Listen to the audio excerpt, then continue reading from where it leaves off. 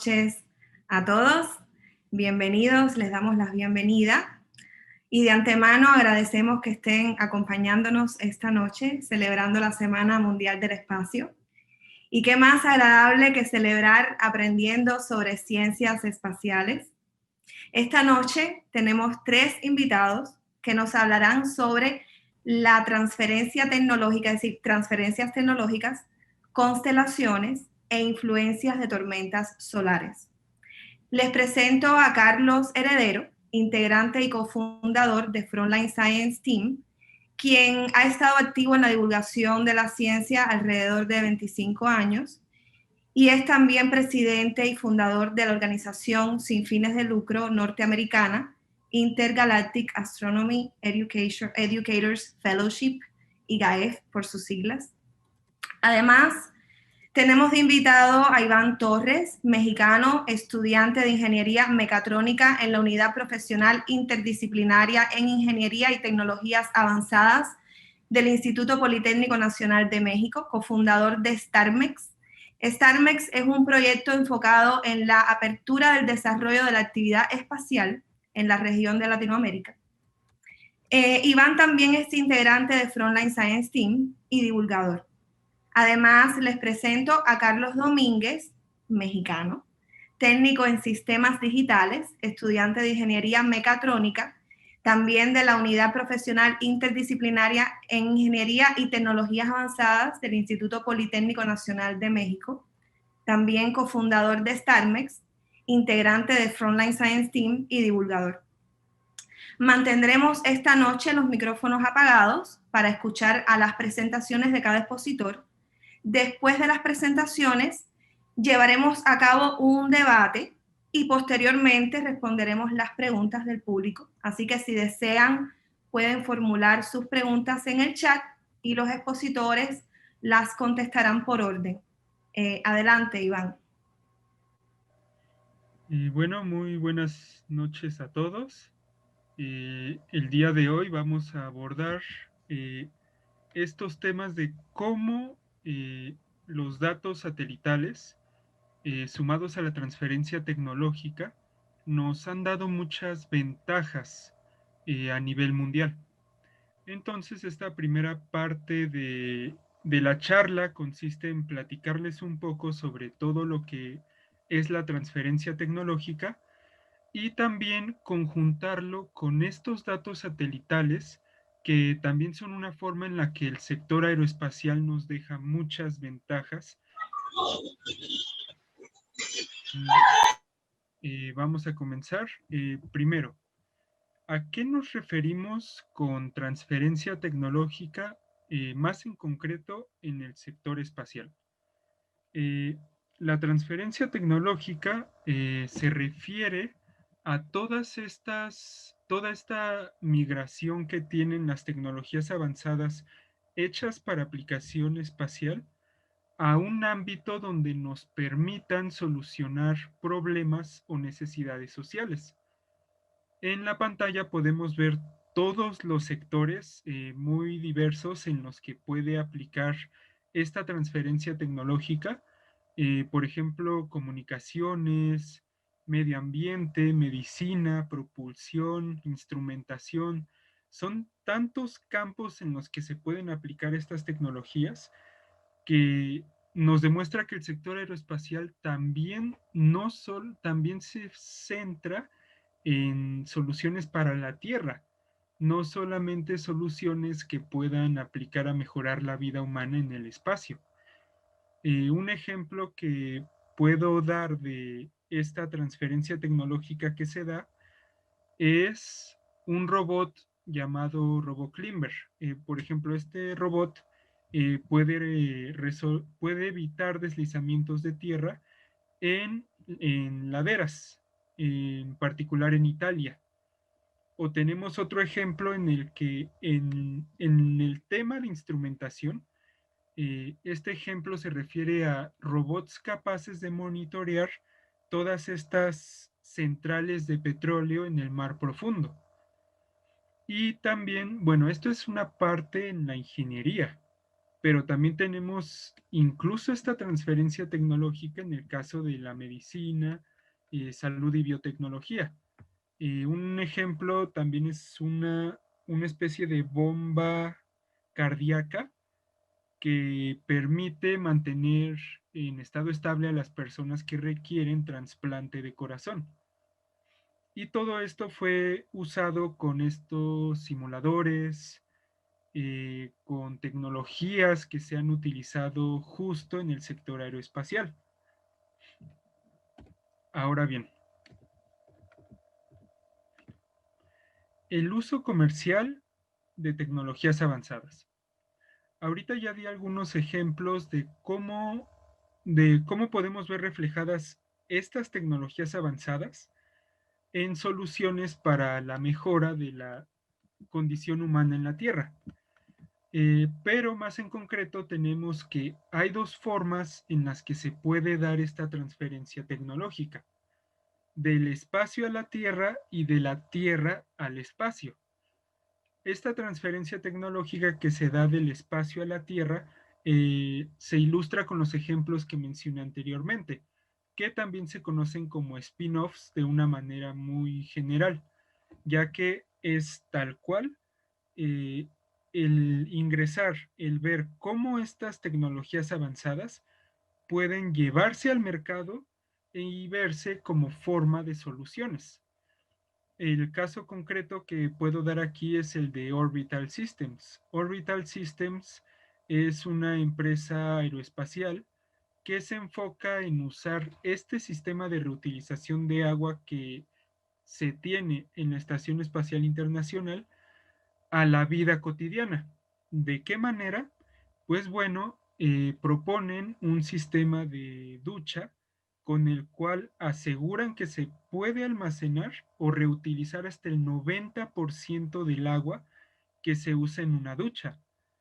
Entonces, esto sería una transferencia tecnológica del espacio a la Tierra, porque es justo esta tecnología espacial aplicada a la vida cotidiana. El otro caso es en el que tenemos esta transferencia tecnológica no del espacio a la Tierra, sino al revés de la Tierra al espacio. Eh, Otro ejemplo que puedo dar aquí es el caso de dos empresas en conjunto con la Agencia Espacial Italiana. Estas dos empresas son las que están arriba del planeta, la BASA y Argotec, las cuales en conjunto con nuevamente con la Agencia Espacial Italiana desarrollaron un instrumento capaz de darle tal cual café a los astronautas en la Estación Espacial Internacional, de tal forma que en lugar de dar soluciones o tecnologías orientadas a mejorar la vida en el espacio, eh, la vida en la Tierra, ahora estos spinnings se orientan en mejorar la vida en el espacio. Algo que podemos empezar ya a ver como preocupación, pues estos proyectos que se vienen en los próximos años de no haber algún retraso o algún problema, pues tienen y tendrán la necesidad de buscar tecnologías que mejoren la vida en tiempos más prolongados en el espacio, porque estas misiones ya van a durar mucho más tiempo del que conocemos a día de hoy. Mm, Hay tres agencias espaciales de las cuales eh, se conoce que tienen como tal un programa de transferencia tecnológica y son las que están aquí del lado izquierdo. La que ya conocemos, sin duda, la NASA, la Agencia Espacial Europea y la Agencia Espacial Japonesa. Sin embargo, a quien podemos destacar de estas tres agencias es a la Agencia Espacial Europea, porque justamente es quien más le ha dado este esfuerzo a traer tecnologías del espacio a la solución de problemas en la Tierra. Entonces, el fin de todo esto es darle un propósito aún más grande a esta actividad científica que se lleva a cabo para viajar al espacio. Los beneficios de los datos satelitales.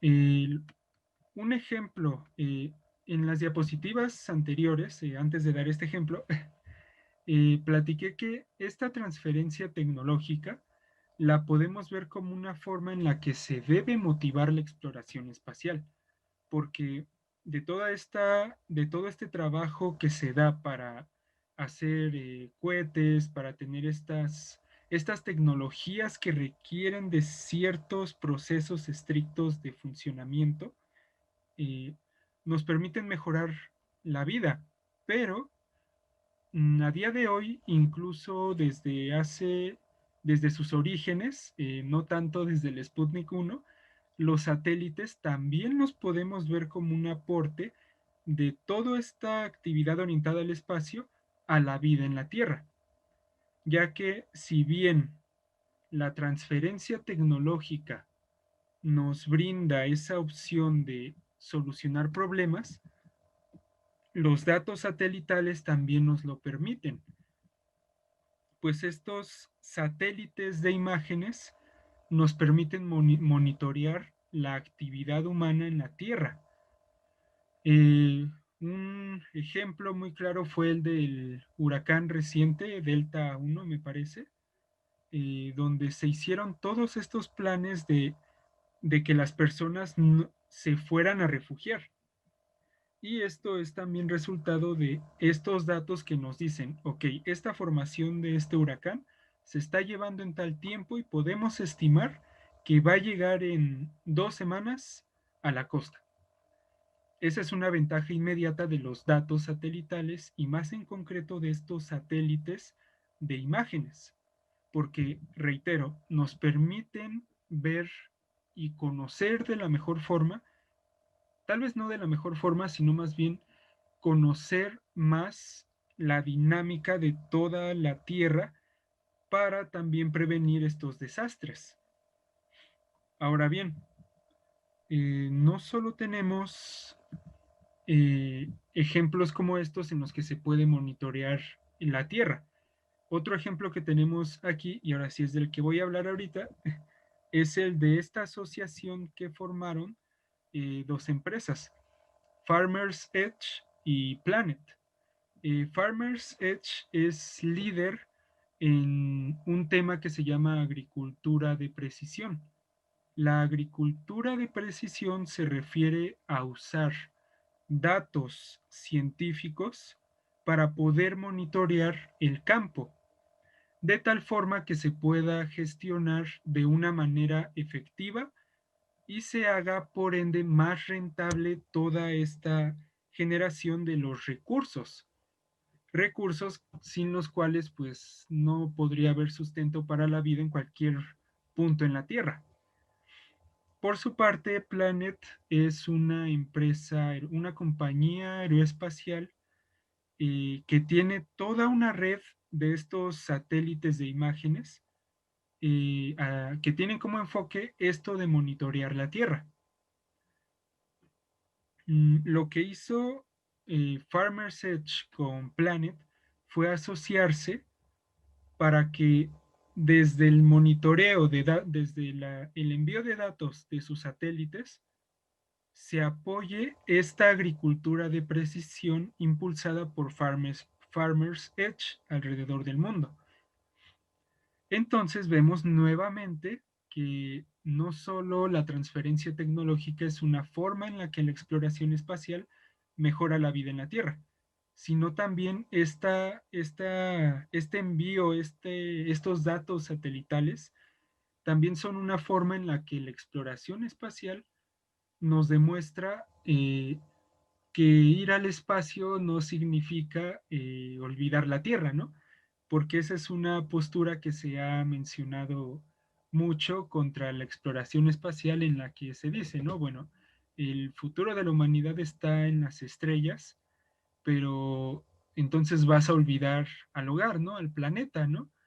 Pero en realidad vemos con esta transferencia tecnológica y asociaciones como la de Planet y Farmers Edge, que no es así, sino que más bien el motivar la exploración espacial, pues nos va a brindar nuevos caminos, nuevas oportunidades, e incluso una mejora en nuestras vidas, incluso indirectamente. Pero además, no solamente tenemos las ventajas de estos satélites de imágenes, también tenemos estos otros ejemplos en los que se reitera y se reafirma esta ventaja de los datos satelitales y de los satélites en sí.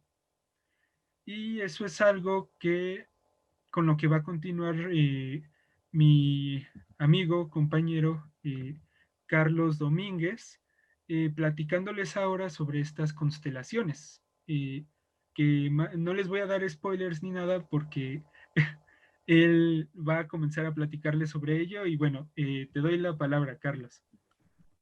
Muchas gracias, Iván. Hola, buenas noches a todos. Como ya comenta mi compañero, vamos a hablarles de lo que vienen siendo constelaciones. Nada más si me permites compartir mi pantalla. Sí, ya voy, ya voy.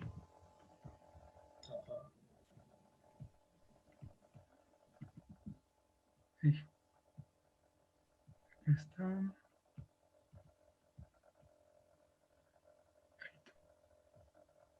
Listo. Gracias.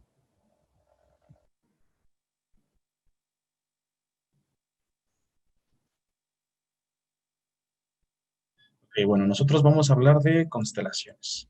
En este caso, para tener como un contexto general de lo que han sido los satélites en las últimas décadas, lo que son actualmente y lo que pueden llegar a ser este tipo de constelaciones, escogí dos muy particulares que son la constelación Iridium y la constelación Starlink. Vamos a empezar platicando de la constelación Iridium. Bien, la constelación Iridium fue lanzada el 5 de mayo de 1996. Fueron lanzados 66 satélites repartidos en 9 planos orbitales. El objetivo principal de esta constelación Iridium era brindar un servicio de telecomunicaciones entre dispositivos satelitales, un tipo muy específico de dispositivos que ellos fabricaban en ese entonces. ¿Ah? Sí. ¿Estás por abajo la mira? Sí. Gracias. Bien, esta constelación fue diseñada por Motorola y como les mencioné, fue lanzada en 1997. Su modelo de negocios era más o menos de este estilo. Aquí podemos mostrar el funcionamiento generalizado de lo que es la constelación de Iridium. Era mediante su red de satélites entrelazar dispositivos satelitales móviles que eran de alto coste para ese entonces. Estamos hablando de unos $3,500 de esa época. Entonces, a la par de un año, o sea, al paso de un año, este modelo de negocio se empezó a quebrar y para el año siguiente estaban totalmente en bancarrota, puesto que era de baja velocidad en ese entonces la transmisión de datos y además los costos eran muy altos, ya que no solo era el costo de comprar el dispositivo, también a eso habría que agregarle el costo de la transferencia de datos, ya que cobraban aproximadamente $1.6 por minuto. También sabemos que los dispositivos satelitales, pues, son usados en la industria militar, pueden ser usados con fines no muy buenos, que digamos. Entonces, en varios países, como Corea, por ejemplo, fue prohibido el uso de estas tecnologías. Entonces, se le pusieron muchos obstáculos al funcionamiento de Iridium. Por suerte, fue comprada por diferentes socios y empezaron a usarla para la industria de telecomunicaciones más clásica, como lo es en los teléfonos móviles y los teléfonos fijos, donde básicamente servía el canal de comunicaciones que ya estaba implementado desde el principio del lanzamiento de esta constelación, pero simplemente se enfocaban en esta rama. Es así que la constelación fue muriendo poco a poco porque la constelación sigue funcionando, sigue siendo una constelación que nos brinda servicio satelital móvil, pero ahora está enfocada en sectores a los que llamamos ramificados, como lo pueden ser el petróleo, lo puede ser la industria minera o inclusive la industria militar, ya tienen aplicaciones de uso militar.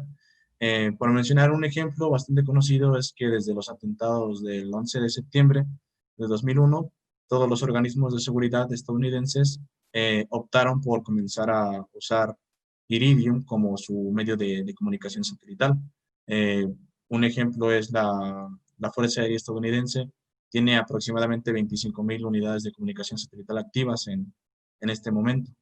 Así que la constelación Iridium sigue activa, aunque prácticamente es como si fuera una nueva constelación, puesto que todos los satélites han sido reemplazados. Los satélites originales que había ya no están en funcionamiento, fueron siendo retirados ya sea mandándolos a órbitas cementerio o bien sacándolos, aproximándolos hacia nuestra atmósfera para que se desintegren.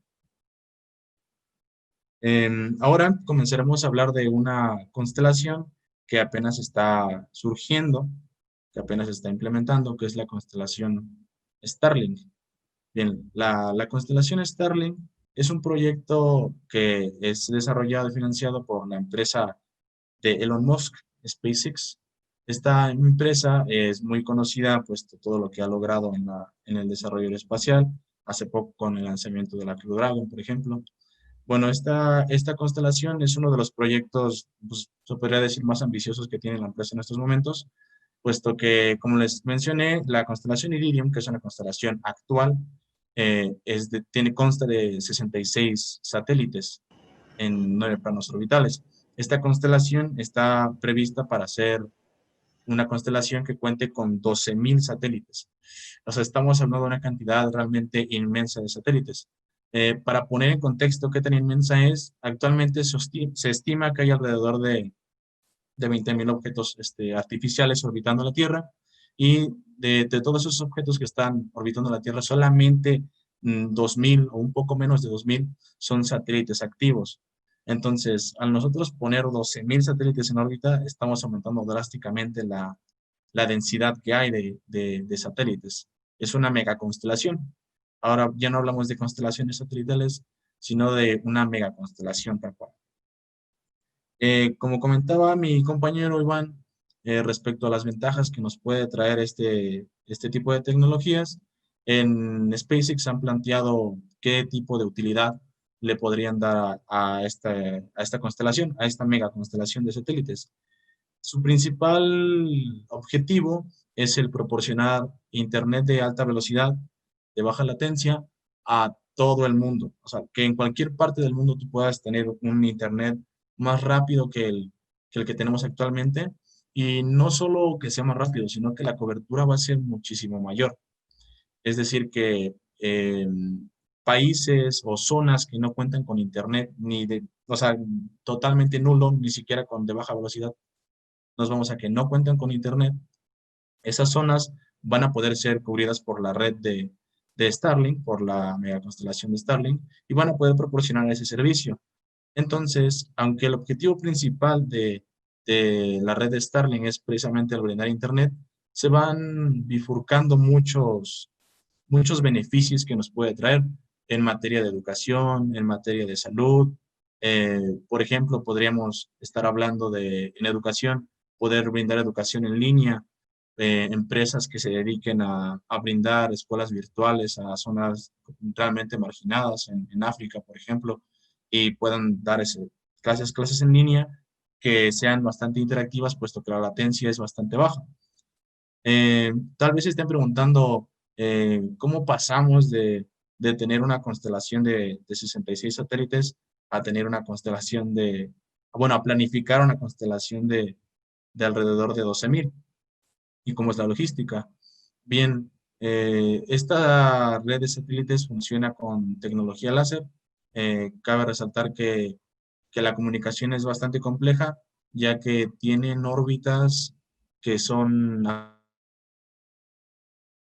ajustables. Fija, por decir, en la constelación Iridium que les había mencionado actualmente, estaba constituida por satélites LEO, que son satélites de baja órbita terrestre, que se sitúa esa órbita más o menos entre los 100 y los 2,000 kilómetros de altura.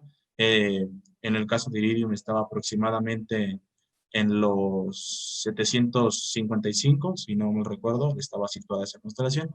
La constelación Starling estaría por la parte baja de la órbita baja terrestre, que como les digo es un rango de kilómetros, va a estar en la parte más baja, va a estar oscilando, todavía no se tiene establecido una órbita así como tal cual, puesto que apenas se han lanzado algunos satélites. El año pasado fueron puestos en órbita unos cuantos satélites de Starlink, y pues surgieron bastantes interrogantes como el hecho de si realmente iba a funcionar esta tecnología, y hasta ahora el futuro parece bastante prometedor.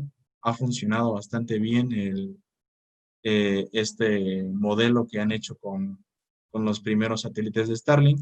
El único problema que tal vez podríamos mencionar es la contaminación lumínica que puede llegar a producir este tipo de satélites, ya que el día que fueron lanzados pudieron ser vistos a simple vista. De hecho, esta foto que está aquí, donde dice satélites Starlink, es más o menos el rastro que se veía en el cielo nocturno de los satélites cuando fueron lanzados, cuando iban a tomar sus órbitas, ya que, como les digo, son muy luminosos, pero eso lo abordaremos un poquito más adelante.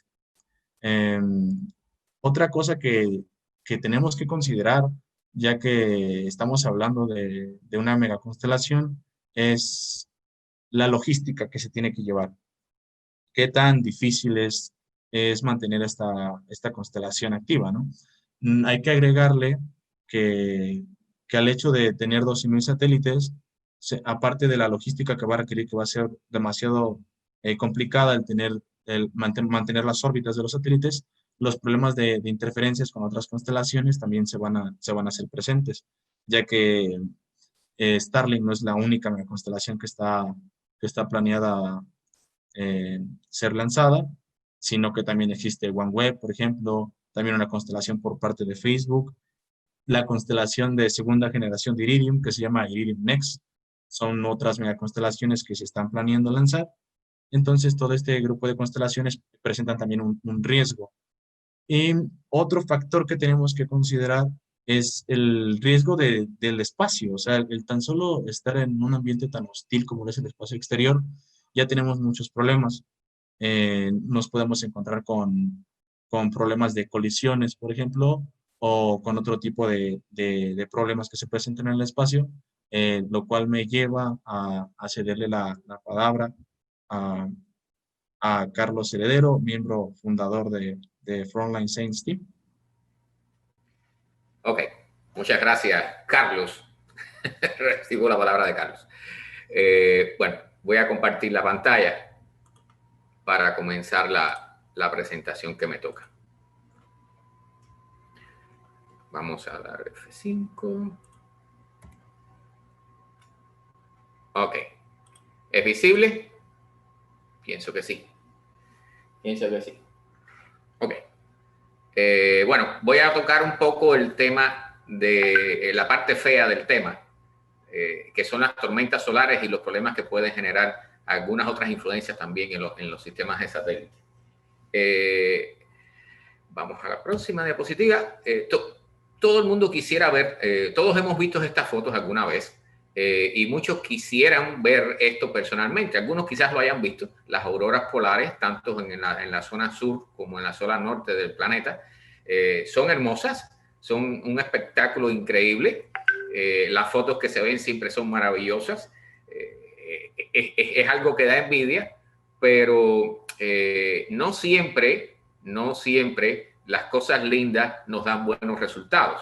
A veces nos pueden dar problemas. Entonces, aquí estamos viendo algunas de las fotos que son realmente, dan envidia entre los fotógrafos a veces, y son para concursos de fotografía. ¿Ok? Entonces, el problema con las auroras es que proceden de la actividad solar. O sea, las auroras no son más que el viento solar, materiales expelidos por el sol que entran en nuestra atmósfera. O sea, a veces se enganchan en los cinturones de Van Allen, los llamados cinturones de Van Allen, y penetran por los polos generalmente. Entonces, esos son partículas lanzadas por el sol con carga eléctrica y que polarizan los gases en la atmósfera y generan estos brillos de diferentes colores en dependencia del gas que sea energizado. Bueno, les voy a hablar sobre el evento de Carrington. Este fue la primera tormenta solar que fue identificada como tal. O sea, tuvimos un evento aquí en la Tierra, una influencia aquí en la Tierra que logramos identificar por primera vez gracias a este señor de apellido Carrington. Logramos identificar por primera vez que provenía de la actividad del Sol. Entonces, este es uno de los grandes peligros que tiene nuestra civilización en la actualidad.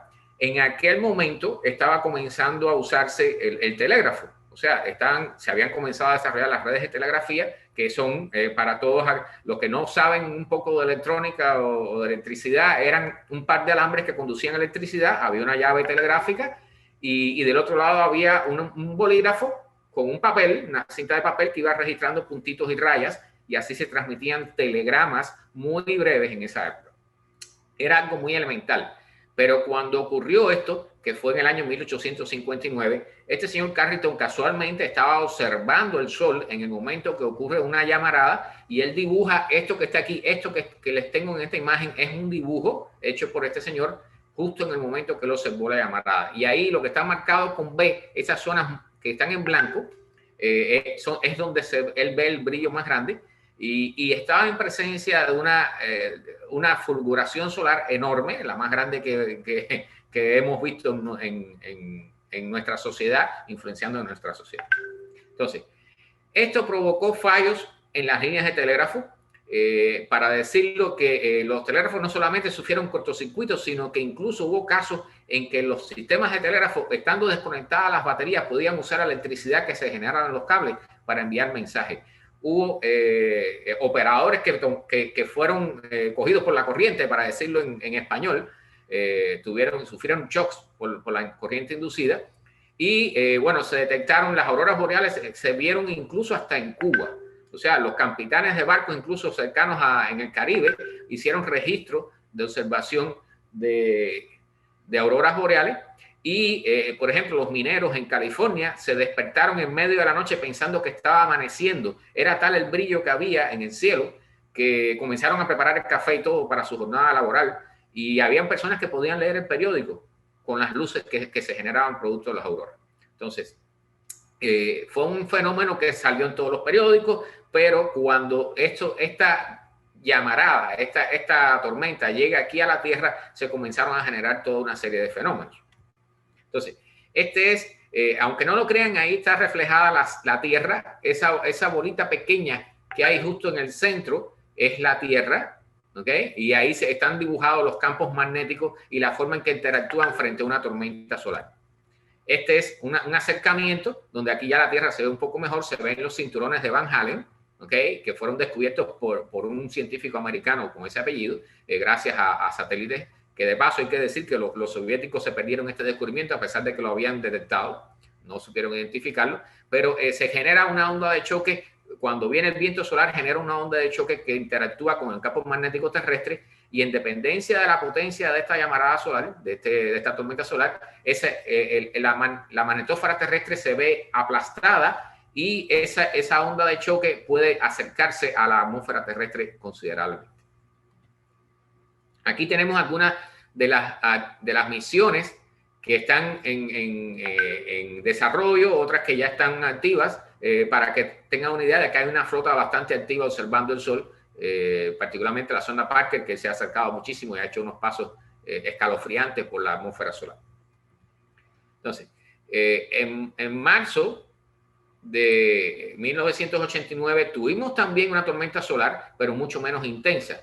Pero provocó un apagón en Canadá que dejó a 9 millones de personas sin electricidad, en algunos casos durante una semana.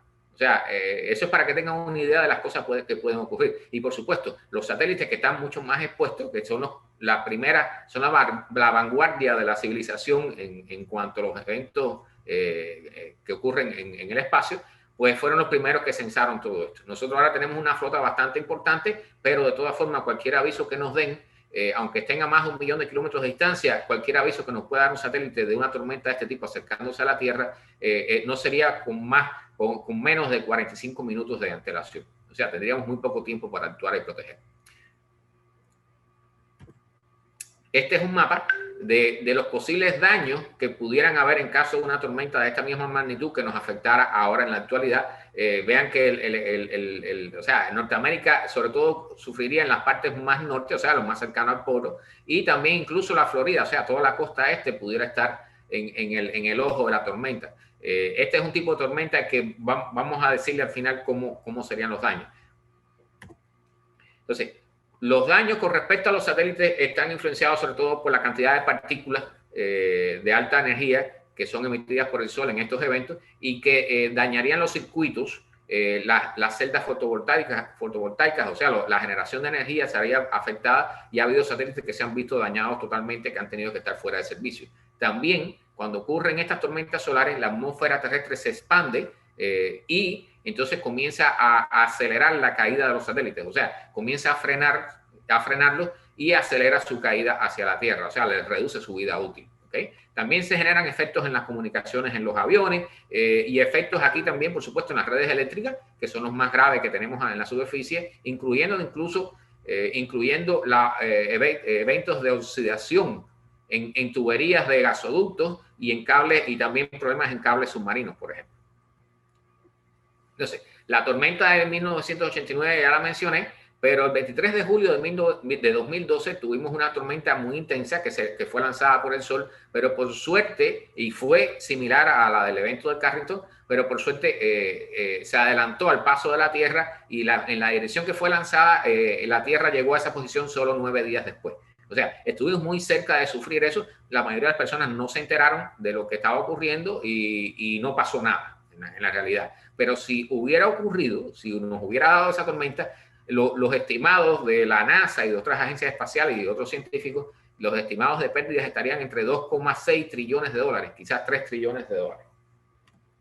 Entonces, otra posibilidad con los satélites es el síndrome de Kessler.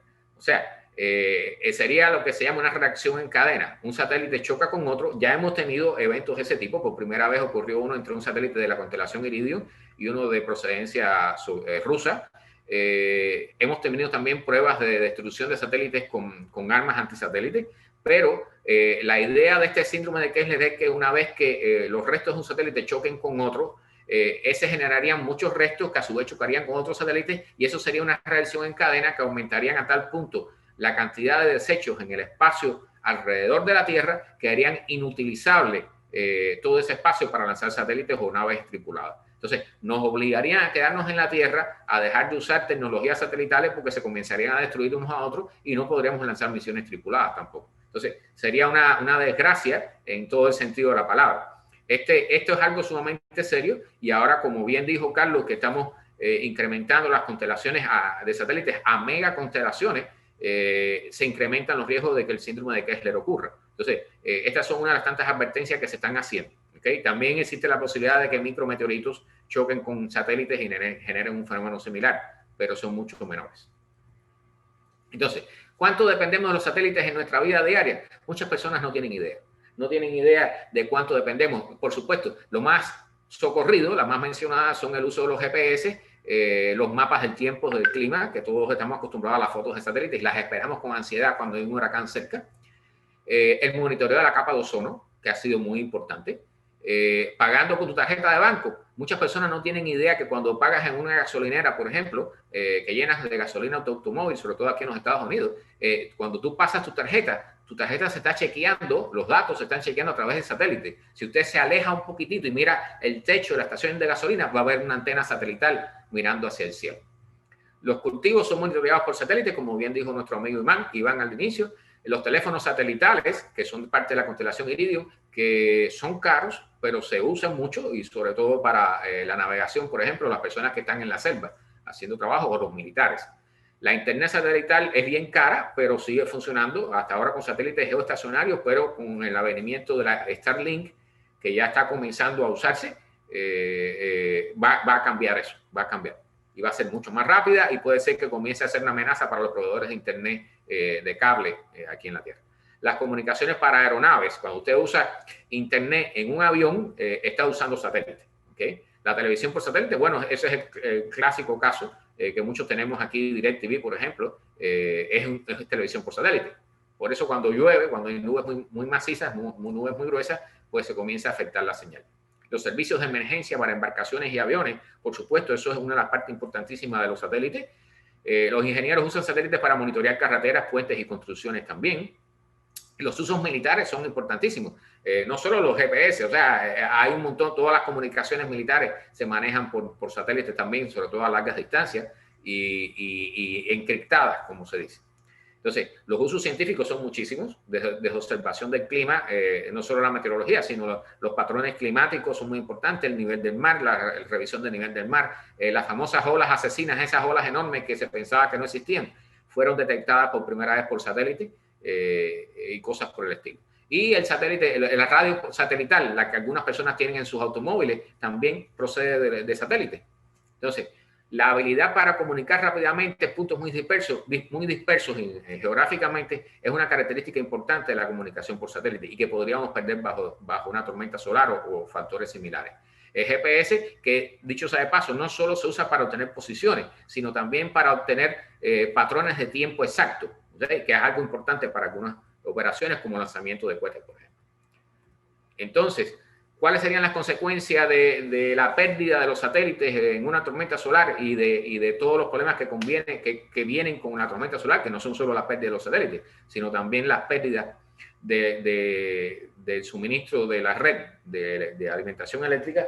Les voy a poner un ejemplo. Imagínense que se despierten un día, ustedes se acuestan, apagan sus teléfonos celulares para que no los molesten, se acuestan a dormir, digamos, se dieron unos traguitos, se acuestan muy felices, no se dan cuenta porque cierran las ventanas y tienen las cortinas cerradas y por la noche comienzan a ver auroras polares boreales que se pueden observar claramente en el cielo, pero que si usted tiene cerradas las cortinas no se da cuenta que están ahí.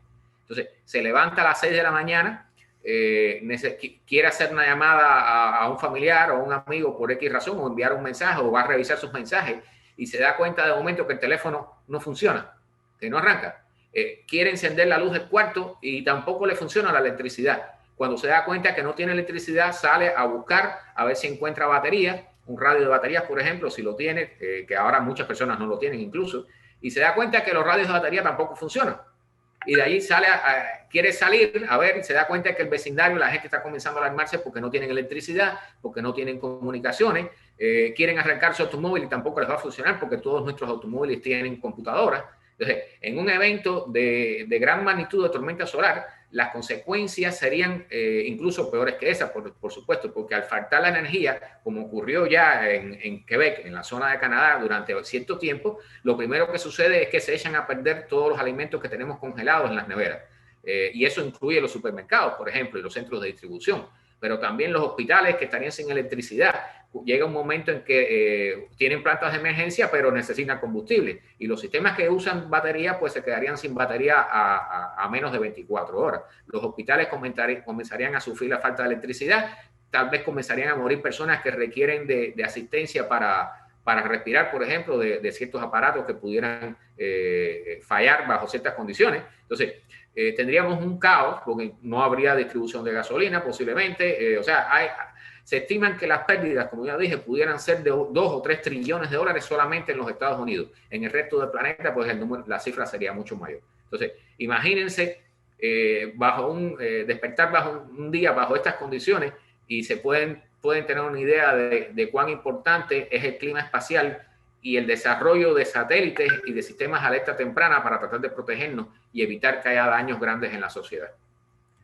Entonces, voy a ceder la palabra a nuestra moderadora, a Cristi. Voy a dejar de compartir la pantalla para que dé paso entonces al debate. Buenas noches, pues muy interesantes las intervenciones. Muchas gracias a los tres por su exposición. Y ahora pasaremos al debate. La primera pregunta para el debate es la siguiente. ¿Cuál sería el efecto de la constelación de Starlink en las observaciones astronómicas?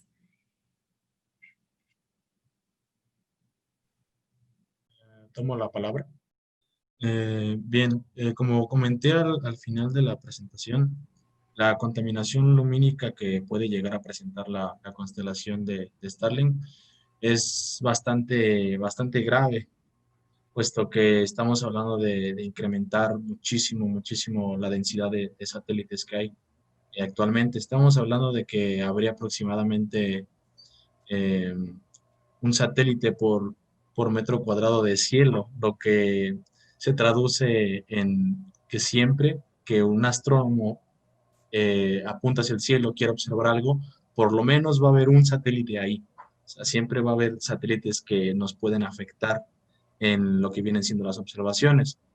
Eh, Respecto a esto, Elon Musk, que es el CEO de SpaceX, eh, ya ha tomado cartas en el asunto, he intentado diseñar otro tipo de satélites para poder apaciguar esta problemática, pero el problema va más allá, ya que no solo nos tenemos que preocupar, por ejemplo, por la luz que lleguen a reflejar los satélites debido al sol, sino que también el hecho de que trabajan en espectros de frecuencia de una banda V que viene siendo entre los 45 y los 75 Hz, eh, pueden llegar a, pueden llegar a transmitir ondas que se van al espectro de las ondas de radio, las cuales son visibles desde la Tierra por por los telescopios que utilizan radiofrecuencias precisamente para tomar sus imágenes. Entonces, el efecto que puede llegar a tener en la astronomía es bastante grave. De hecho, es un tema que se debate muchísimo, puesto que aún no hay una alternativa que nos diga tal cual cómo podemos eliminar ese problema por completo. ¿Algo más para profundizar? Carlos, Iván. Ok. Iván, ¿quieres mencionar algo? Bueno, nada más concuerdo con Carlos en que es toda una polémica la que se está dando por esto de las constelaciones, porque si bien pueden brindar el beneficio de conectar, de dar internet a zonas en las que incluso no había acceso al mismo, también tiene esa desventaja, ¿no? Esa desventaja de que pueda perjudicar la observación astronómica que por muchos años nos ha dado mucho progreso, muchos avances en cuanto a lo que es observación astronómica. Entonces esa sería mi aporte. Carlos. Okay. Sí, mira, hay algunos puntos importantes que quiero resaltar. Acaba de salir la noticia de que Starlink le está dando internet a dos sectores importantes de la sociedad norteamericana, gratuitamente, lo están haciendo gratis actualmente, no están cobrando el servicio. Uno es a las comunidades indígenas que han estado históricamente discriminadas por el acceso a internet, sobre todo por su distancia, o sea, por su alejamiento de los polos de población de las grandes ciudades. Y también se le está dando internet a todas estas comunidades que se están quedando sin casas en la zona de California debido a la gran cantidad de fuegos que hay ahí. Ellos están brindando acceso a internet gratis a estas comunidades que están perdiéndolo todo y que para que sus hijos puedan ir a la escuela virtual, puedan acceder a la escuela virtual y para que puedan las familias reclamar a los seguros por las pérdidas de sus propiedades y sus viviendas. Entonces, definitivamente el servicio de internet satelital de Starlink va, además de que tienen ya conexiones, o sea, están accediendo al sector militar, están logrando acuerdos importantes con los militares, así que definitivamente eso no va a frenarse, al contrario, va a ir en alza.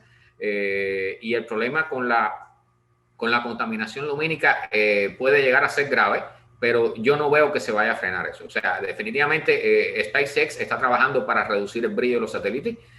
Han tomado varias medidas, sería interesante ver qué sucede. Y debemos destacar que esa foto histórica de la línea de satélites, el tren de satélites de Starlink, se tomó cuando estaban recién lanzados, o sea, cuando comienzan a separarse y a subir un poco más en la órbita hasta alrededor de los 550 kilómetros de altura, se ven mucho menos, pero de todas formas van a tener influencia en la astronomía. Pero son cosas que no vamos a poder evitar por ahora. Y para continuar, ¿cómo ven el desarrollo de los CubeSats y su vinculación con el currículum universitario? Carlos Domínguez. Bien, los CubeSats son una tecnología que ya fue propuesta más o menos en finales de los 90, más o menos en 99. Entonces es una tecnología que ha tomado bastante fuerza durante durante las últimas 2 décadas, puesto que los satélites se van haciendo cada vez más pequeños, ¿no? En el caso de Starlink, los satélites pesan alrededor de 5 kilogramos, ¿no? O sea, de hecho, toda la flotilla de Starlink que fue lanzada ahorita no pesa nada en comparación con lo que viene siendo los satélites comunes de la constelación de Iridium, ¿no? Entonces trae muchas ventajas. Además de que hoy en día en las carreras universitarias pienso que debemos de enfocarnos en desarrollar habilidades y trabajar con diferentes grupos y en diferentes proyectos que nos ayuden precisamente a desarrollar ciertos proyectos que nos pongan a prueba como ingenieros, ¿no? En nuestro caso de Iván y mío, que estudiamos ingeniería, hemos visto que en las universidades se aprecia bastante eso, ¿no? El hecho de que haya equipos de trabajo dedicados a desarrollar CubeSats y proyectos de ese estilo, y que realmente las empresas buscan perfiles de personas que vayan más allá de lo que les enseñan en las universidades, ¿no? Que eh, ahora sí que perfiles de personas que ya tengan cierta experiencia, a lo mejor no laboral, sino experiencia trabajando con ciertos equipos. Y creo que los CubeSats, al ser una tecnología que está apuntando ahorita muy fuerte en el futuro y que generalmente son de índole educativa, ya que los CubeSats fueron una propuesta para las universidades, han tomado mucha fuerza y creo que es importante si se tiene la oportunidad, desarrollar algún CubeSat con algún equipo de trabajo que generalmente en la mayoría de las universidades hay clubs que se dedican a hacer esto. Así que yo creo que sería un valor bueno, tanto más allá del currículum, sino sería también un valor bueno para ti el desarrollar tus conocimientos y ponerlos a prueba con el desarrollo de una tecnología como lo es un CubeSat. Iván. Sí, bueno, también un aporte que me gustaría dar es dónde podemos ver estas ventajas, ¿no? Del uso de los CubeSat. Recientemente la UPAEP, una universidad de aquí igual de México, lanzó junto con SpaceX, bueno, en colaboración también con la NASA, el AztecSat 1. Entonces vemos que los CubeSats también son una gran oportunidad de vinculación entre lo que es universidades, entre lo que es la industria, de tal forma que estas vinculaciones permitan, ahora sí que, como a la par del comentario de Carlos, retarnos a ir más allá, retarnos como estudiantes de distintas carreras, a llevarlo a un ámbito más, a un ámbito real donde ya se pueda ver reflejo de esas ventajas, ¿no? Y los CubeSats, el AztecSat 1, son prueba de que esas sí son oportunidades que nos dan muchas ventajas, no solo como universidades, sino como alumnos. Carlos Heredero, ¿qué crees de esta pregunta? ¿Cómo es el desarrollo de los CubeSats y su vinculación con el currículum universitario? Mira, esta tendencia a la miniaturización es parte de toda la industria y lleva años desarrollándose. Pienso que es una oportunidad que no se puede perder. O sea, que los estudiantes de todas las universidades en cuanto a la parte de ingeniería, electrónica y desarrollo de materiales y resistencia de materiales y todo ese tipo de cosas, es una oportunidad increíble para elevar sus prácticas y su teoría también. Entonces, incluso ahora tenemos la oportunidad, gracias al desarrollo de los cohetes reusables de SpaceX, ellos están reduciendo muchísimo los costos de lanzamiento. Entonces, antes costaba $10,000 lanzar una libra a la órbita, pero ahora gracias a SpaceX tú puedes, incluso han desarrollado un programa que le llaman Share, de compartir los lanzamientos. O sea, puedes poner muchos satélites en un solo lanzamiento de un cohete y los costos son sumamente bajos para incorporarte a eso. O sea, estamos hablando de que un satélite normal te puede costar más de 50 millones lanzarlo. Entonces, cuando estamos hablando de muchas compañías o grupos pequeños compartiendo los costos de lanzamiento, se pueden reducir muchísimo. Creo que es una oportunidad, incluso para los muchachitos que están interesados, que están comenzando. No hace mucho salió la noticia de un muchachito que había logrado la fisión en el garaje de su casa. O sea, es la oportunidad para que muchachitos que quieran hacer satélites pequeños lo puedan hacer en el garaje de su casa, tener un pequeño taller, desarrollar un satélite que lo que tiene son 10 centímetros prácticamente de arista y incorporarlo a un lanzamiento. O sea, con un poco de apoyo financiero de alguna universidad o de alguna compañía, pueden llegar a poner satélites en el espacio, cosa que no se pensaba en los años 60 ni 70. O sea, esto es algo muy reciente, pero la tendencia realmente es a reducirlo cada vez más y a tener más facilidades de lanzamiento. El tema de que hablaste, Carlos, sobre el financiamiento, crea un poquito de polémica y creo que tiene que ver con esta pregunta que vamos a hacer en estos momentos, y es ¿cuál es la proyección hacia el futuro de los satélites? Porque bueno, también necesitan de economía, ¿no? Pero en este caso en general, además de económico, ¿cuál es la proyección hacia el futuro de los satélites? Bueno, hacia el futuro es seguir reduciendo los tamaños, mejorar la tecnología. Pienso que un punto importante será protegerlos mejor. Mejorar la protección en cuanto a los efectos de las tormentas solares, por ejemplo, de la radiación exterior, y aumentar. Ahora se están desarrollando satélites incluso con celulares Samsung, por ejemplo, se han modificado y se han usado para crear pequeños satélites.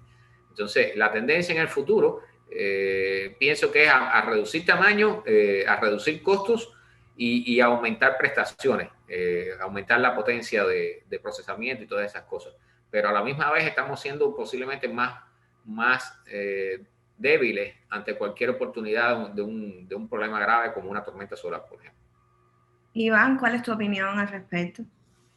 Bueno, concuerdo con Carlos Heredero en que hacia el futuro es una reducción de tamaño y por ende de peso, porque es justo esto lo que le permitirá al sector privado con empresas como SpaceX, Blue Origin o Rocket Lab, e incluso agencias gubernamentales como la NASA, la Agencia Espacial Europea, para poder hacer más constantes los lanzamientos.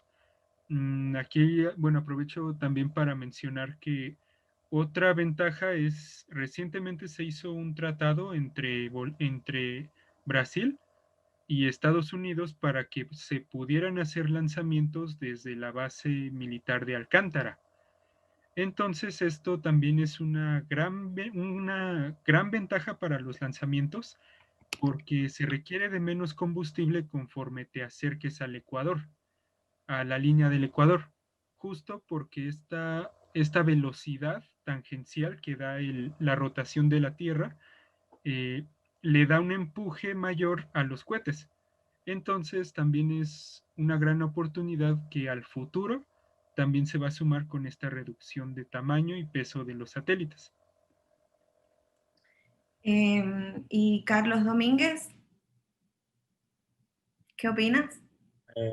Bien, pues ahora sí que coincido con ambos en cuanto a la reducción de tamaño y peso. Eso es algo que, como ya mencionó Carlos Heredero, es una tendencia y va a seguir así, puesto que nos trae grandes ventajas.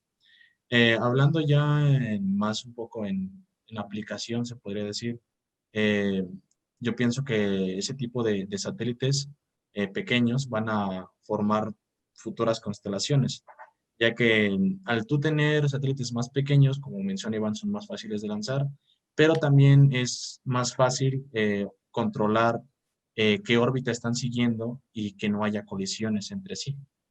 Además de que esto ahora sí que nos abre partida a algo que mencionó Elon Musk en una entrevista, que este tipo de tecnologías en algún futuro podrían llegar a aplicarse incluso en misiones que tengan como objetivo ir a Marte, ¿no? Podrían llevar satélites consigo o podrían ponerlos en órbita, ya que al tener un satélite mucho más pequeño y ahora sí que fácil de transportar, como ya mencionaba Iván, pueda ser posible este tipo del uso de esta tecnología en misiones mucho más complejas como lo que se tiene planeado a futuro en SpaceX.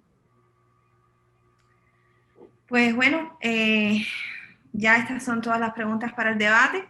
Creo que estamos listos entonces para responder las preguntas al público. Muchas gracias a los tres por tanta información útil. Y bueno, la primera pregunta que tenemos es de Nicolás. Nicolás nos pregunta y nos dice, me parece interesante la innovación de tal tecnología en el caso de salir al mercado. ¿Será de fácil acceso? Él lo preguntó cuando estabas interviniendo, Iván. Si quisieras contestarla. Sí. Bueno, de hecho, incluso ya tenemos acceso indirecto a estas tecnologías. Por ejemplo, una tendencia que se dio mucho con la exploración espacial fue la miniaturización de la electrónica, puesto que este tema de reducir el peso de los lanzamientos es muy importante. Entonces, vemos que al menos lo que fue algo derivado de la exploración espacial, la miniaturización de la electrónica, fue lo que nos brindó estos dispositivos. Los celulares, las computadoras, los televisores, incluso ya recientes, son usados pues justo con esta miniaturización de la electrónica. Ahora, si se quiere otro ejemplo, hay una empresa, un spin-off, ya usando la terminología mencionada, que se dedica a hacer botas o guantes para cuidar para proteger a las personas pues, por ejemplo, en el arreglo del cableado eléctrico. Esta es una prueba también de que estas tecnologías ya tenemos acceso a todas estas tecnologías que pasaron de un enfoque al sector espacial a solucionar un problema aquí en la Tierra.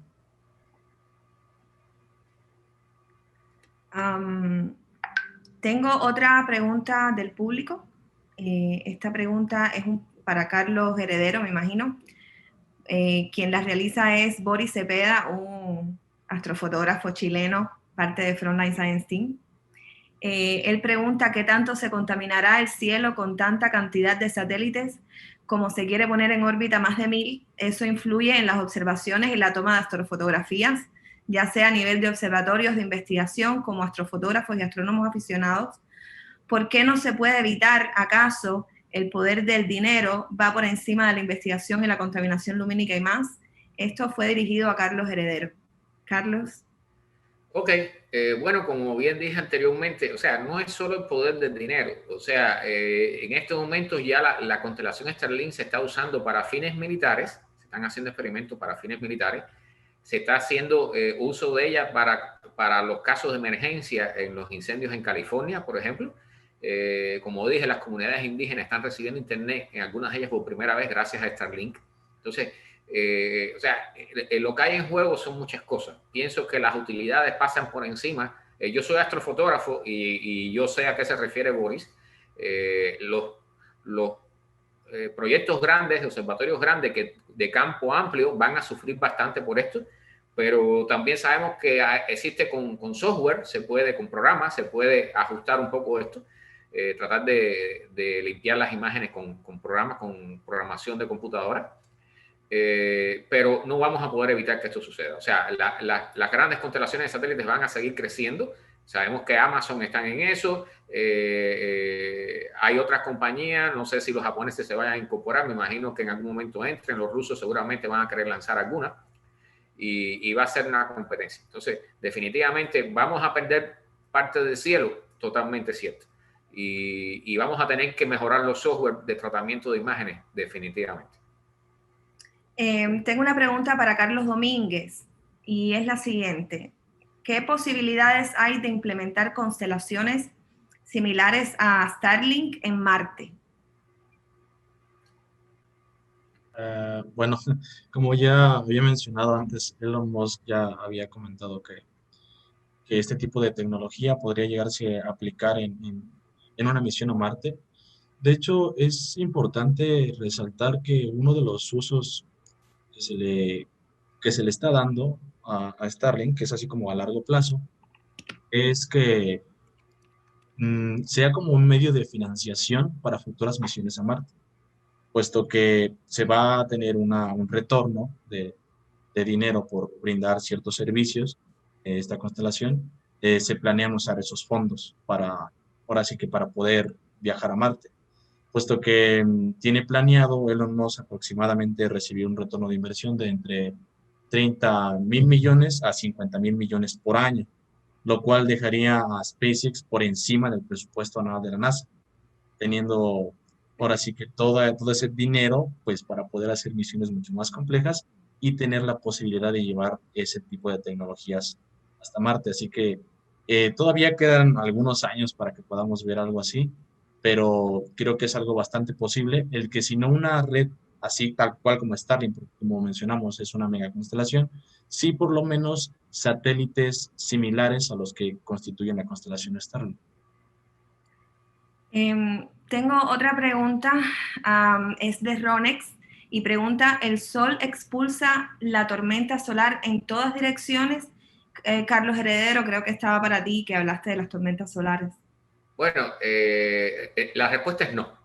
O sea, las tormentas, las eyecciones de masa coronal, que es como se llama este proceso, van en una dirección determinada. Por eso, esa que ocurrió en el 2012, que fue tan grande como la que ocurrió en el evento de Carrington, o sea, salió en una dirección del espacio hacia nuestra órbita, hacia la órbita terrestre, pero en una dirección en la cual en el momento que alcanzó la órbita terrestre, la Tierra estaba 9 días atrasada. O sea, la Tierra no llegó hasta ese punto donde la eyección de masa coronal, toda esa cantidad de masa chocó, pasó por la órbita terrestre, la Tierra llegó a ese punto 9 días después. O sea, si nosotros no, si el Sol se hubiera adelantado 9 días en lanzar esa eyección de masa coronal, o la Tierra hubiera estado adelantada 9 días en su órbita en ese momento, pues nos había dado de plano, y entonces ahora quizás en estos momentos no pudiéramos usar computadoras, no tendríamos cuentas de banco electrónicas y cosas por el estilo. Entonces, quizás estaríamos, se ha hablado que en caso de ser golpeado nuestro planeta por una eyección de masa coronal de este tipo, de esta intensidad, nos costaría 20 años recuperar la economía. Entonces, estamos hablando de algo sumamente serio. Iván, tengo una pregunta para ti. Tú que hablaste un poquito de los beneficios. En este caso, ¿qué beneficios directos o indirectos nos proporcionan los datos que recibimos de los satélites? ¿Será que puedas profundizar un poquito en esto? Sí, por supuesto. Beneficios indirectos los podemos ver tal cual lo mencionó Carlos Heredero en las redes de internet, en las de televisión. No, esos serían más bien directos, beneficios directos. Esos serían beneficios directos. Pues justamente tienen un impacto muy claro en nuestras vidas. Ahora, beneficios indirectos podría ser el ejemplo que di de Planet y el de la empresa de agricultura, porque si bien hay esa asociación entre estas dos empresas, permite hacer uso de esos datos que dan los satélites de imágenes, a final de cuentas es indirecto hasta el momento en que se ven esos resultados en esa agricultura de precisión. Agricultura de precisión, ¿a qué se refiere? Tal cual como lo mencioné, a usar esta actividad científica, pero ya viéndola en la realidad, viendo a quien siembra, a quien se encarga de gestionar todos los recursos, ya verlo en una tableta, por ejemplo. Entonces ya viéndolo en esta tableta, puede ver estos datos que le proporcionan los satélites de imágenes para darle una mejor gestión a los recursos. Bueno, aquí tengo una pregunta de Patricia. Patricia es también integrante de Frontline Science Team. Y ella pregunta, ¿cuál es su opinión de los satélites 5G y su repercusión en la salud humana? Ok, vamos a tocar el tema de la 5G. O sea, la 5G, hasta donde yo tengo conocimiento, parte de las torres de celulares. O sea, los sistemas de celulares que nosotros usamos en la vida diaria, si usted observa, normalmente nosotros no nos damos cuenta de eso. Si usted va manejando por la ciudad y observa de vez en cuando, en lugar de mirar a la calle, sobre todo si va como acompañante para no tener problemas con la conducción, pero si usted va observando a los costados de la carretera, va a haber torres con muchas antenas rectangulares. Esos son antenas de celulares y eso están regadas por toda la ciudad. Por eso es que se llama celular, porque es una telefonía celular. Entonces, la red de 5G lo que va a hacer es agregar muchas más torres, porque al aumentar, al inicio van a tener la misma frecuencia que usamos ahora. Lo que van a hacer posteriormente va a aumentar, va a usar rangos de frecuencias más altos, pero lo que sí van a hacer es aumentar la cantidad de torres porque se va a reducir el alcance. Entonces van a reducir también un poco la potencia, va a haber ciertas variaciones, pero es importante destacar, sobre todo en el punto que estamos ahora, la 5G que viene, que todavía no la tenemos en muchos lugares habilitada, es similar, usa el mismo rango prácticamente que la 4G que estamos usando, o sea, y la intensidad de campo, que es un punto importante a medir, es similar, a excepción de aquellos que viven muy cerca de las torres, pero eso sigue siendo igual que ahora, o sea, el que vive muy cerca de las torres ahora está recibiendo una intensidad de campo de radiación mayor que el que vive lejano, ¿ok? Hasta ahora no hay evidencia científica de que la 5G o la 4G o la 3G o cualquiera de las señales que hemos usado hasta ahora sean dañinas para la salud. ¿Okay? Sí, hay un estudio que salió muy recientemente de que para los insectos ciertos canales de absorción de sodio en la célula pudiera ser dañino para los insectos. O sea, no hay evidencia de que afecte a la población humana o a los animales de órdenes superiores. Entonces, con respecto a los satélites, la señal de 5G generalmente se transmite de torre a torre y se trabaja aquí a nivel terrestre. O sea, incluso si usted vuela en un avión, a la vez que usted sube cierta altura en la atmósfera, va a dejar de recibir la señal de celular, porque la transmisión de las señales de celulares se dirige, para efectos de eficiencia, se dirige hacia donde está la población humana, que es la superficie de la Tierra. ¿Okay? Entonces, cuando usted va a un avión, usted no puede usar el celular normalmente, tiene que depender de la internet del avión. Por eso es que los celulares allá arriba no funcionan sencillamente porque las torres, la transmisión de señal celular va dirigida hacia el piso, no hacia lo alto. ¿Okay? Entonces, no tiene que ver realmente con los satélites, aunque la señal de satélite se puede usar para transmitir datos de internet, por ejemplo, y cosas por el estilo, pero todo está fundamentalmente, la red de celulares está inmersa. Si usted se fija, cuando sale de la ciudad, en regiones alejadas, aunque usted pueda ver todos los satélites que hay sobre el horizonte, no tiene señal de celular, y eso es porque no hay torres a la vista. Juan Carlos Regueiro, integrante de Frontline también, nos hace la siguiente pregunta. ¿Los planes actuales de limpieza de basura espacial son competentes ante la cantidad enorme de satélites artificiales que se avecinan? Carlos Domínguez, ¿qué crees que puedas contestar esta pregunta? Claro. Bien, el tema de la basura espacial es también un tema bastante controvertido, puesto que, bien, la UNESCO la UNESCO declara que todas las generaciones tienen derecho a una tierra limpia, incluyendo el cielo, ¿no? Y el espacio. Bien, ese tema es bastante controvertido, puesto que no hay planes que se estén implementando actualmente. Todos los satélites tienen protocolos, ¿no? para desecharlos. De hecho, existen las llamadas órbitas cementerio, que es donde mandan a todos los satélites que ya no van a ser usados y andan ahí vagando por el espacio. El hecho de que empecemos a implementar megaconstelaciones hace que la basura espacial sea algo de qué preocuparse aún más, puesto que puede interferir muchísimo más con la operatividad. Entonces, uno de los planes que tienen, por ejemplo, en el caso de Starlink, es que van a reingresar los satélites a la Tierra para que sean destruidos por la atmósfera. O sea, ese es como el plan que tienen ellos ahorita, ¿no? No sacarlos de órbita ni mandarlos a órbita cementerio, sino que directamente reingresarlos hacia la Tierra para que la atmósfera haga su trabajo y reciclar todos los componentes que se funden a muy altas temperaturas. Hay componentes que se funden a más de 2400 grados centígrados y que pueden ser reutilizados para, por ejemplo, para transmisores láser que se utilizan en los satélites Starlink.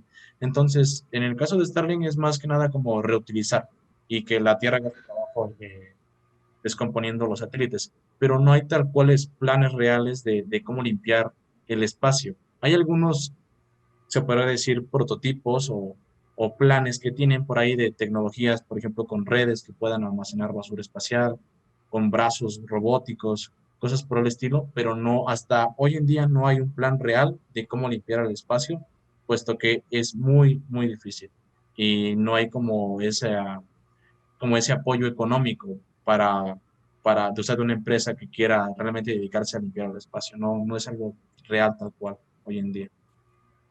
Tenemos otra pregunta de parte de Alberto y pregunta, ¿sí sabes si es cierto que el campo magnético de la Tierra se está debilitando? Carlos Heredero.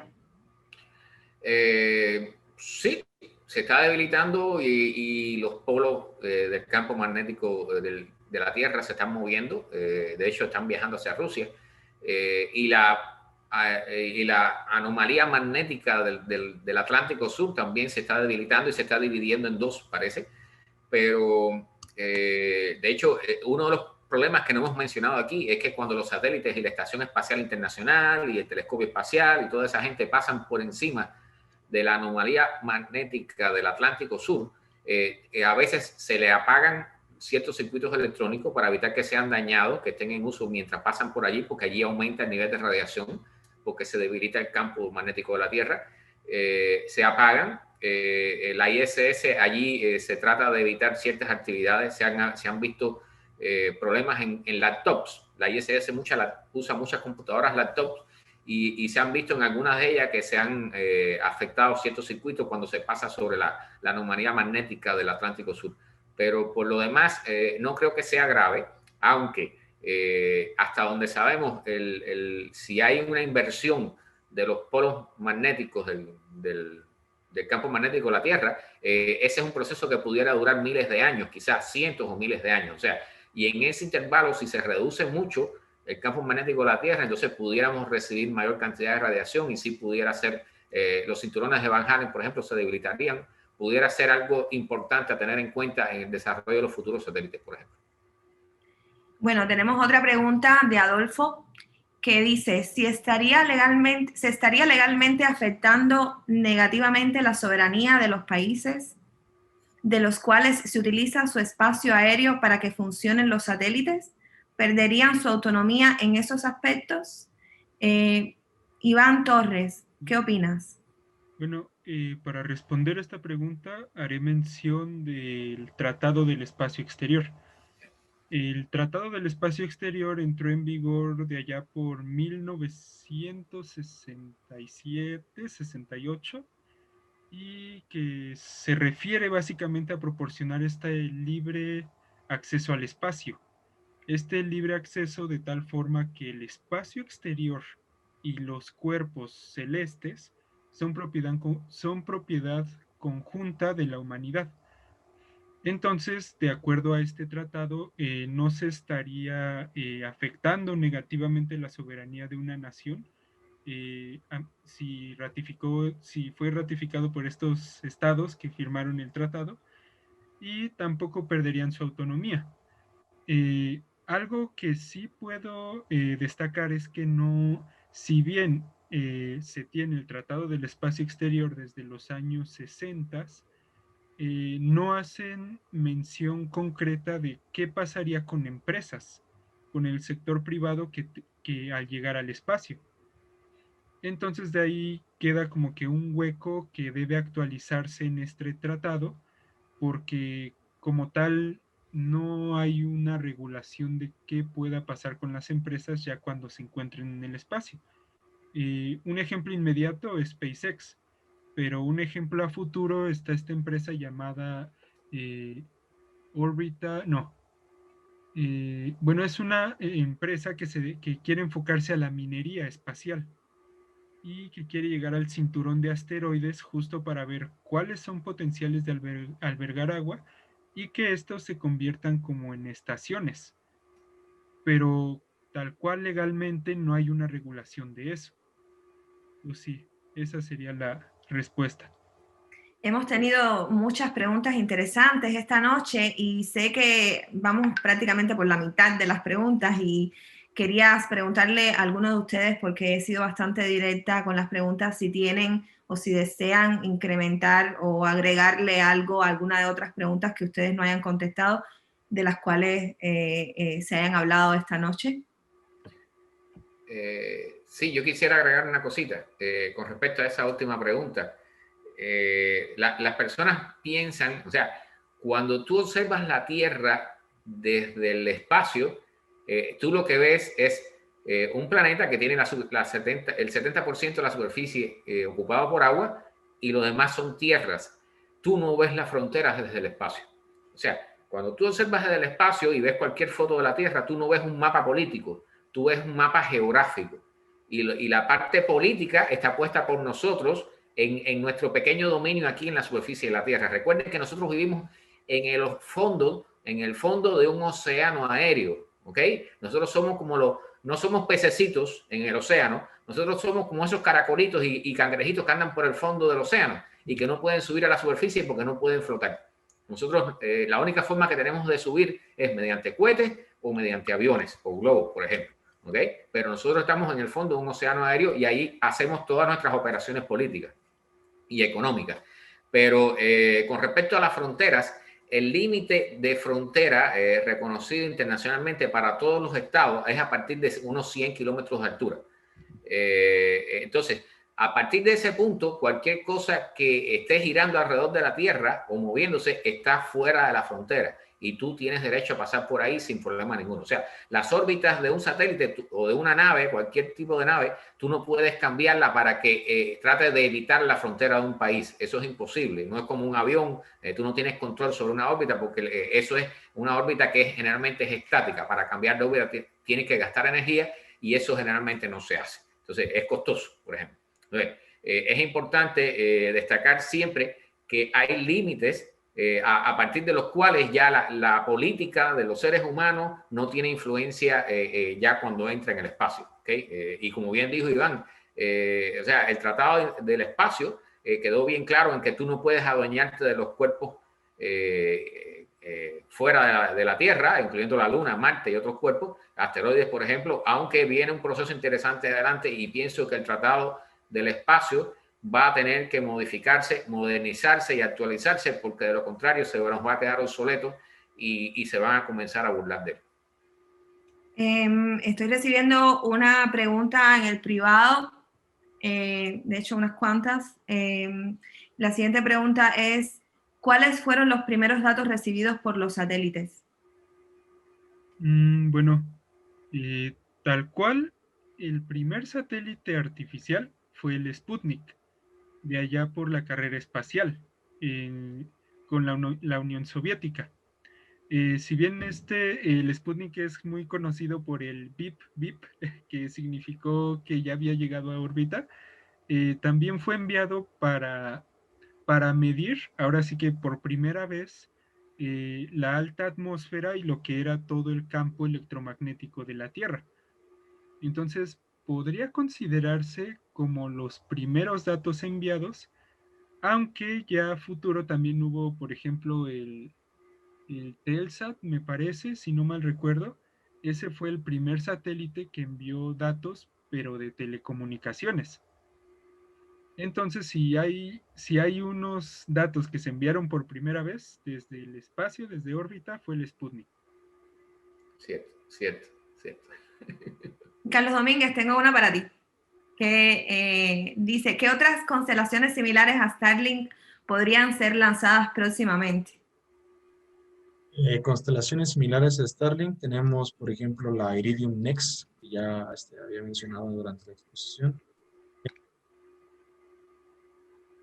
Esta constelación de telecomunicaciones quiere seguir esa rama, pero esta vez cuidando más la calidad y la velocidad de transmisión de datos, puesto que la primera constelación no fue diseñada para eso, ya que iba más enfocado como al sector de comunicación satelital, que es algo que es mucho de uso militar, como ya mencionó Carlos Heredero en algún momento.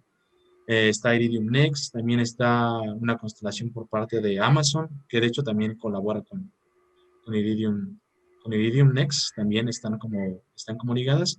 Y hay otras constelaciones que son como planificadas de diversos países, ¿no? Podría incluir Japón, ¿no? Por ejemplo, la India, entonces, aunque no han pasado de esos planes. O sea, por mencionar algunas, así como las más seguras que veremos tal vez pronto, son la Iridium Next y la OneWeb.